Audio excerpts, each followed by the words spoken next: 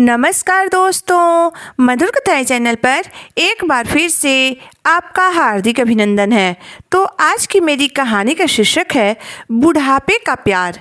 तो चलिए शुरू करते हैं आज की अपनी ये कहानी। रंजू को ब्याह कर ससुराल आए अभी 1 महीना ही हुआ था। एक दिन उसने देखा कि उसके सास ससुर आपस में उलझ गए। उसकी सास कह रही थी, अगर ऐसे ही मुझसे लड़ते रहे तो एक दिन सब कुछ छोड़कर चली जाऊंगी। तब उसके ससुर बोले, जाना, 40 साल से मेरे गले पड़ी है। पहले कहती थी बच्चे बड़े हो जाएंगे फिर तुम्हारे साथ नहीं रहूंगी।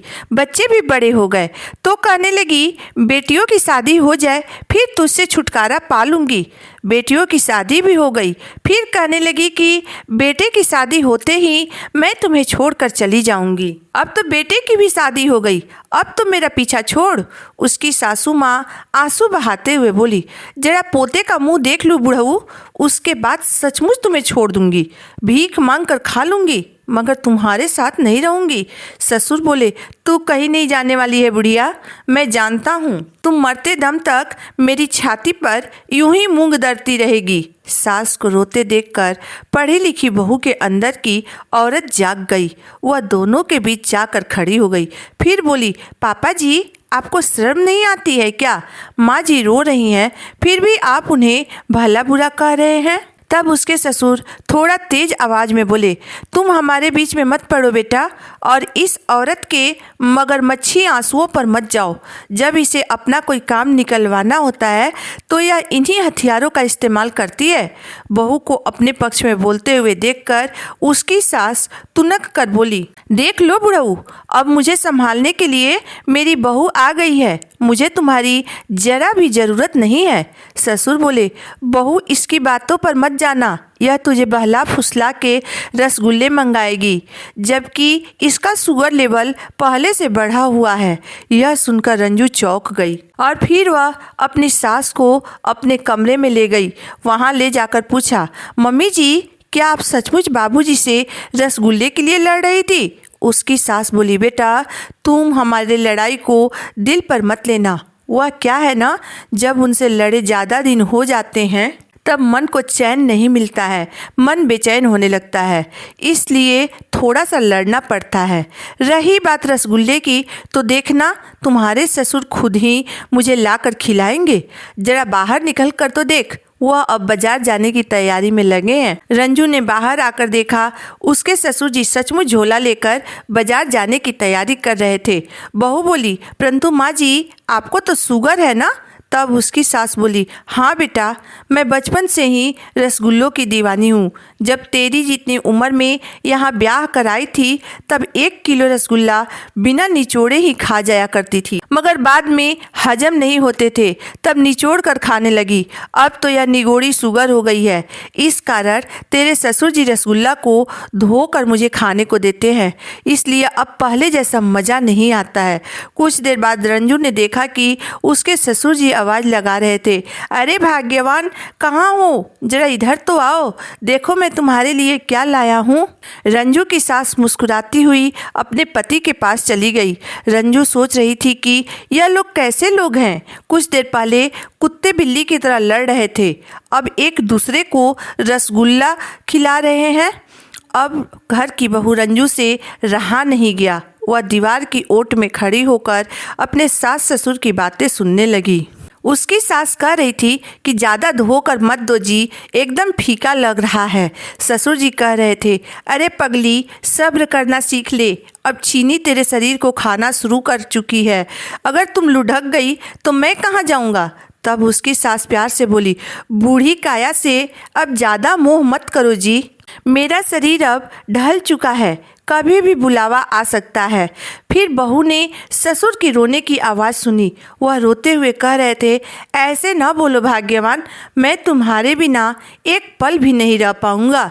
तब उसकी सास बोली, रोइए मत जी, आप रोते हुए बहुत भद्दे दिखते हैं। अरे घर में बहू आ गई है, अब पोते पोतियों से घर भर जाएगा, आपका मन उन्हीं में लगा रहेगा। तब उसके ससुर बोले, पोते पोतियों में तो दिल लगा लूँगा, मगर मुझे संभालेगा कौन, मेरे साथ लड़ेगा कौन? इतने सालों के साथ के बाद मुझे तुम्हारी लत लग गई है। तुम्हें देखे बिना मुझे चैन नहीं मिलता है। सास बोली, मुझे भी आपके बिना चैन नहीं मिलता है जी। जिंदगी के इतने बसंत गुजारे हैं आपके साथ, पता नहीं चला कब उम्र बीत गई। बस करो जी, फीके रसगुल्लों में वह मज़ा नहीं आता है। आजकल तो आप पूरी चीनी धो डालते हो। लाओ मुझे दे दो, मैं बहू को दे आती हूँ। बेटा हफ्ते में एक दिन घर आता है, बहू के अभी खाने पीने के दिन हैं। ससुर के हाथ की लाई हुई मिठाई खाएगी तो उसे भी अच्छा लगेगा। बहू ने जब अपना जिक्र सुना तो वह चुपचाप अपने कमरे में चली गई। अभी वह बच्ची थी, दुनियादारी सीख रही थी। आज उसने एक सबक सीखा कि पति पत्नी की लड़ाई भी ऐसी ही होनी चाहिए। क्षण भर की लड़ाई, फिर कई पलों का प्यार।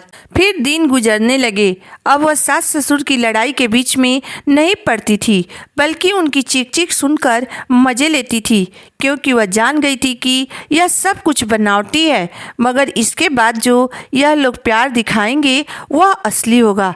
मगर यह सब ज़्यादा दिन नहीं चला। एक दिन उसकी सास अचानक परलोक सिधार गई। घर में सन्नाटा छा गया। उसके ससुर तो जैसे गूंगे हो गए थे। अब न वो ढंग से खाना खाते थे, न ही किसी से बात करते थे। हर पल सोचते रहते थे। एक दिन जब चुपके से अपने आंसू पोंछ रहे थे, तब बहू बोली, पापा जी ऐसे कैसे चलेगा? थोड़ा अपना ध्यान रखा करिए, हमें अभी आपकी बहुत ज़रूरत है। उसके ससुर कुछ न बोले, बस सूनी आंखों से छत को निहारते रहे। एक दिन बहू ने देखा उसके ससुर जी बाजार से रसगुल्ले ले आए थे। फिर उन्हें पानी में डुबो डुबो कर उनकी चाशनी धो रहे थे। फिर अनुरोध भरे स्वर में कहने लगे, अरे भाग्यवान, कहाँ हो? लो रसगुल्ले खा लो। मैं जानता हूँ तुम बिना रसगुल्ले खाए इतने दिनों तक नहीं रह सकती हो। तब उनकी बहू रंजू ससुर के कमरे में जाकर बोली, पापा जी छोड़िए यह पागलपन। आप यकीन क्यों नहीं कर लेते हैं कि मम्मी जी अब इस दुनिया में नहीं है? ससुर बोले, यही तो यकीन नहीं हो रहा है बेटी। फिर वह फुट फुट कर रोने लगे। बहू बोली, मम्मी जी ऊपर भगवान के पास चली गई हैं। पापा जी वह वहाँ आराम से होंगी। आप यूँ रो रो कर उन्हें दुख मत पहुँचाइए। ससुर जी बोले, मैं एक दिन भी घर में नहीं रहता था, तब वह अनमनी सी हो जाया करती थी। ऊपर अकेले कैसे रहती होगी वह मेरे बिना? धीरे धीरे रंजू के ससुर की हालत खराब होती गई। उनके उजुल फुजुल हरकतों के कारण अब रंजू को भी डर लगने लगा था। इसलिए उसने अपने पति को गांव बुला लिया। फिर एक दिन चुपके से उसके ससुर जी ने भी अपने प्राण त्याग दिए। सुबह जब बहू बेटे ने पिता को जगाया तो देखा वह अब इस दुनिया को छोड़कर जा चुके थे। दोस्तों, कुछ लोगों में भुलाने की क्षमता नहीं होती है, वह दिल के बहुत कच्चे होते हैं। ऐसे लोग जीवन साथी के बिना अकेले नहीं रह पाते हैं। दोस्तों, कोई ज़रूरी नहीं है कि केवल नई उम्र में ही प्यार होता है। बुढ़ापे का प्यार भी ज़िंदगी में बहुत मायने रखता है, क्योंकि बुढ़ापे में ही जीवन साथी की सबसे ज़्यादा ज़रूरी होती है एक दूसरे को संभालने के लिए। दोस्तों, आपको मेरी कहानी कैसी लगी आप मुझे ज़रूर बताइएगा। अगर आपको मेरी कहानी अंत तक पढ़ने और सुनने के बाद पसंद आई हो तो मेरे वीडियो को लाइक कर दीजिएगा, चैनल को सब्सक्राइब कर दीजिएगा। तो फिर मिलते हैं एक नई वीडियो, एक नई कहानी के साथ। तब तक के लिए धन्यवाद।